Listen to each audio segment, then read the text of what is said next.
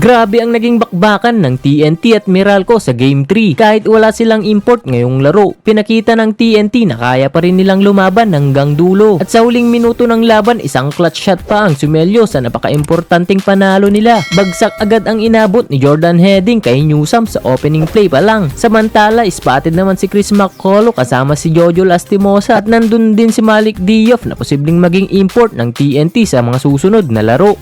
At sa final seconds pa ng opening sequence, muntik pang maitabla ni CJ Cancino ang laro pero hindi pumasok ang kanyang tira. Kaya ang tanong ng marami ngayon, kakayanin ba ng TNT ang Meralco kahit wala silang import? Tara, panoorin natin kung paano nila nakuha ang panalo sa Game 3. Sa unang quarter, ramdam agad na doble kayod ang TNT dahil wala nga silang import. Mas agresibo sila sa depensa at mas mabilis din ang ikot ng bola nila sa opensa. Hindi sila basta nagpatalo sa lakas ng inside presence ng Meralco. At bago matapos ang first quarter, gandang Pinoy step pa ang pinakita ni Mokun para sa Meralco.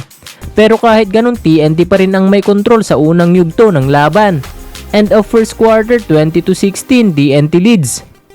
Pagdating ng second quarter, mas naging agresibo naman itong si Aaron Black sa pag-atake sa basket. Sunod-sunod ang kanyang penetration kaya bumaba sa 3 na lang ang lamang ng TNT. Pero kahit wala silang import, solid pa rin talaga ang depensa ng TNT. Halatang alam nilang kailangan nila magdoble effort para makasabay sa Meralco.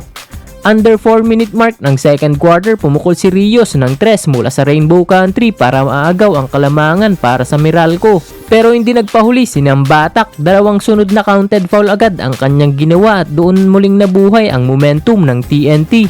At dito na rin nagsimulang mag-init ang mga locals ng TNT. Si Oftana kumana mula sa corner 3 para makuha ulit ang lamang 38-32 TNT leads. Sinundan pa ito ni Nambatak ng isang aggressive drive to the basket. Counted foul na naman at nakumpleto pa ang 3-point play, biglang lumaki ulit ang lamang ng TNT 41-32. Pero bago matapos ang first half, sumagot naman si Marvin Jones mula sa corner 3 para manatiling dikit ang Meralco. End of first half, 43-34 TNT leads. Sa third quarter naman, nagsimulang magbago ang momentum ng laro.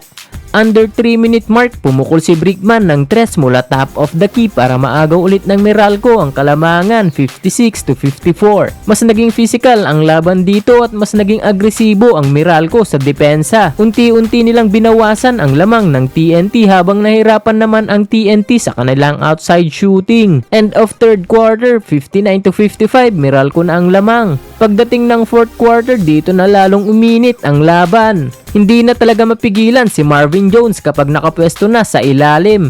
Sunod-sunod ang kanyang inside baskets kaya lumaki ulit ang kalamangan ng Meralco. Under 6-minute mark, muntik nang masupalpal ni Nambatak si Newsam pero tinawagan ito ng foul. Good attempt pa rin iyon para sa Meralco dahil pinakita nilang all out ang depensa nila kahit pagod na. Sa 6-minute mark, sobrang gandang depensa ang pinakita ng TNT. Nakakuha sila ng stop at agad itong na-convert into 2 points. Biglang bumaba sa 3 ang habol nila. Pero sumagot agad si Newsam ng isang top of the key 3-point shot sa 5-minute mark para ibalik sa 6 ang lamang ng Meralco. Hindi pa rin sumuko ang TNT. Si Kelly Williams nagpakita ng vintage move, court-to-court drive with a foul. At nakumpleto niya ang free throw, down to 3 ulit ang lamang ng Meralco. At dito na naging wild ang endgame. BGR pick and roll play, gandang assist mula kay Heading at na-convert pa with a foul.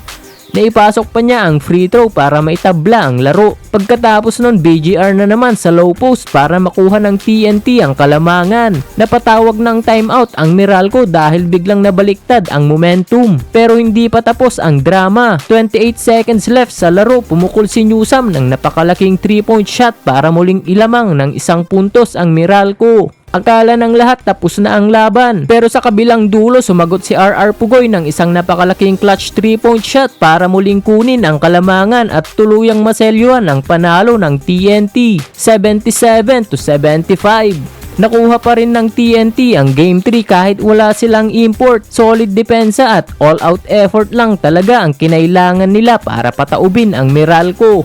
No import, no problem para sa TNT.